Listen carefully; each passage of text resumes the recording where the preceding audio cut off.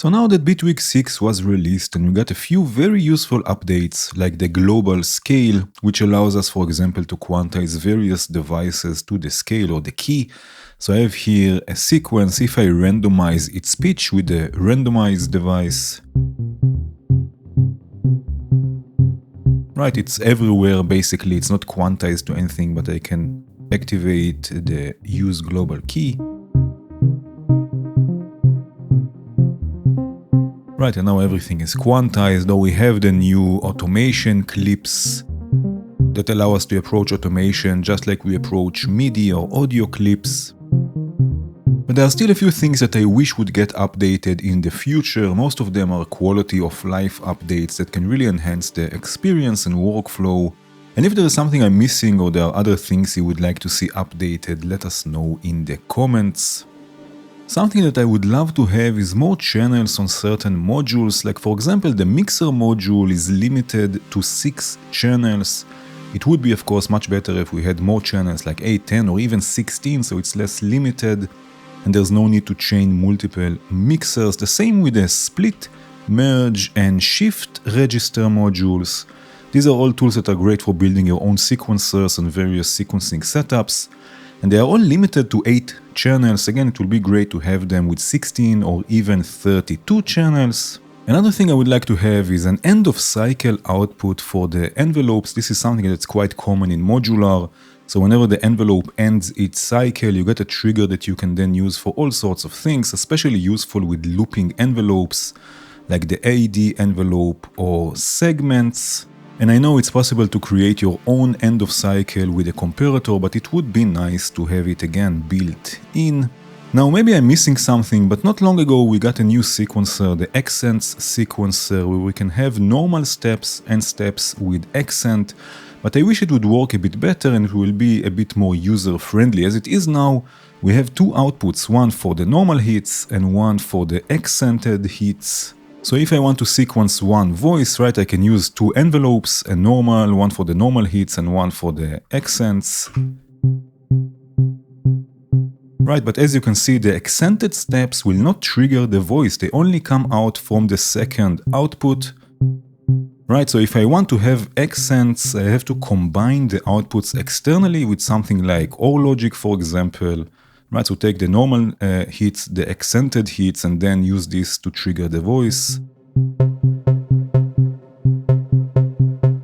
Right, and now we have actually accents. So it would be much better if you could have another mode or even have this by default, that also the accented steps will fire out a trigger from the first output and the second output. Another thing that can be nice is having more mapping options. So for example, if I open the window for this sequencer, right, I can map the polarity, I can map the number of steps or the length and also the smoothing, but I cannot map the nudge or the randomization. This can be very useful for building sequencing setups, so you don't always have to go back into this window, but it can also be quite interesting for generative patches. And also for some reason it's possible to map the button module, but it's not possible to map the trigger. I'm unsure why this is, but you cannot map the trigger. And again, when building some sort of setup in the grid, if it's the node grid or even the effects grid, it's nice to be able to trigger things without having to go into the patch, but for now it's not possible to map the trigger module. There are also a few things I would love to see when using macro controls. I would love to have some way of labeling sections, if it's with different colors or even with text. I'm using the macro controls a lot when I build scenes and different setups, so I don't need to go inside the patch to change things. And to be honest, I don't like working with the remote controls, they are not really macro controls. So I would love to have a way to organize things better. Also locking the controls somehow so I can lock them, and when performing or playing around there's no way to move things by accident. So for example, I want to change the control here, but by accident I click the text, or by accident I map things, or I want to drag the knob, but by accident again I just drag the macro controller somewhere else. So again, just a way to lock things, so all I can do is just control the knob. I would also love to have better buttons. So first of all, have so-called radio buttons, so the ability to have multiple buttons that only one can be active at a time. For example, I have here 2, right, and I would like to be able to activate only one or the other. So when the first one is active, the second one cannot be active. And when I active or press the second one, the first one will turn off, right? So-called radio buttons. The same with the buttons modulator here or controller. Also here we have A and B, but here I can activate both of them. Would be great to have another mode that it's either A or B. And also to have the ability to name both states on a single button. So here on the buttons, right, we have A and B. I can rename A and B to be different things, but on the normal button, it can be just one label. Would be great to have a different text when it's off and a different text when it's on. There are also a few things I would love to have updated when it comes to modulators. For example, we have 5 different LFO modulators, and I understand that the wavetable LFO and the curves are somewhat different than the other ones, but it would be great to have one LFO modulator that has all the features of the other 3. So for example, the LFO has most of the features, but it doesn't have the various shapes the classic LFO has. But the classic LFO cannot be set to pitch mode to follow the incoming pitch, right? Just like I can do on the LFO. And the beat LFO has a totally different way of setting the rate, and also here there's no way to set it to pitch mode, and it doesn't have enough shape options. So it would be nice to have one LFO modulator that just has all the features instead of having to remember which one does what and having to always switch.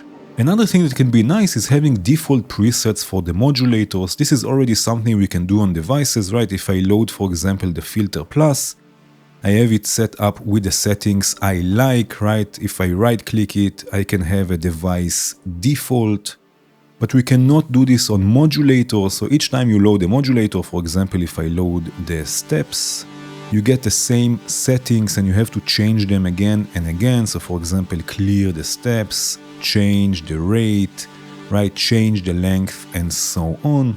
And yes, I know we can have the modulators loaded in the project tab, right? So I have here a few modulators that I use that are already set with the settings that I like, and then I can just drag them wherever I want. And here, for example, you see I have to drag them to an open space, right? And then I have them already with the settings. But again, it would be nice to have this built in. There are also a few updates I would love to see on the various devices. So first of all, when wanting to enter specific note values, you always need to remove the hertz or kilohertz first. So if I control click the filter, you see now it's set to 200 Hz. If I want to tune the filter to C5, I have to first of all select everything and then enter C5. The same when entering Hertz when it's set to kilohertz. So if the filter is set now to 3000 Hz or 3 kilohertz and I want to enter 200 Hz, if I just enter 200, it will actually be set to 200 kilohertz, which is unavailable in this case.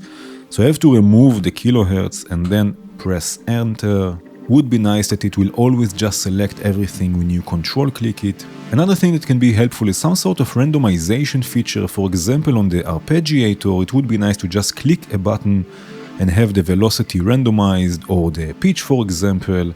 And actually I created something in the grid, so if I load my preset, right, I can randomize things. So for example, let me show you this. I can randomize the pitch or the velocity, but again, this will work, as you can see, not with the trigger, it will work with the button. You have to always click twice because it's impossible to map the trigger. And also for this, you need to own the grid. So it would be nice to have something built in on the different devices, not just the arpeggiator, for randomizing different things. I would also love to see some updates to the sampler. First of all, it would be nice to have a simpler way of slicing and splicing samples, basically adding slice markers directly on the waveform instead of slicing into the drum machine or multi-sample. And I would also love to have a sampler that can work in real time, recording directly into it, using it as a looper, or even with sound on sound. This can be especially useful in the grid. This can work great for generative looping and patches, and it would just make things much easier for sound design and experimental things.